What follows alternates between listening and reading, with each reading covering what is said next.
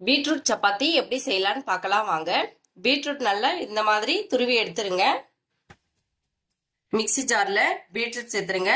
ஒரு காஞ்ச மிளகாய் ஆட் பண்ணிக்கலாம். இஞ்சி பூண்டு கொஞ்சமா சேர்த்துருங்க. மிளகு சீரகம் ஆட் பண்ணிக்கோங்க. இப்போ எல்லாத்தையும் நல்லா ஃபைன் பேஸ்டா அரைச்சி எடுத்துடலாம். ஃபைன் பேஸ்டா அரைச்சி எடுத்தாச்சு. இப்போ இதை கோதுமை மாவோட சேர்த்துருங்க. இப்போ எல்லா மாவையும் நல்லா கலந்து விட்டு தண்ணி சேர்த்து சப்பாத்தி மாவு பதத்துக்கு நல்லா பிசைஞ்சு எடுத்துக்குங்க. நல்லா இந்த மாதிரி பிசைஞ்சு எடுத்தாச்சு. இந்த சப்பாத்தி மாவு பிசையும் போது நான் எதுவுமே சால்ட் ஆட் பண்ணல. ஏன்னா பீட்ரூட்லயே உப்பு இருக்கு.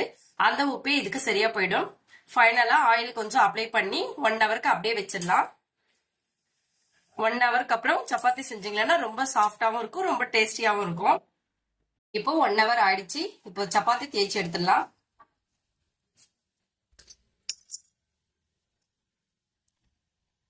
ரெண்டு பக்கம் நல்லா வெந்ததுக்கு அப்புறம் ஆயில் அப்ளை பண்ணி எடுத்துருங்க.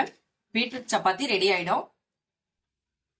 பீட்ரூட் சப்பாத்திக்கு பருப்பு சாம்பார் நல்ல காம்பினேஷனா இருக்கும்.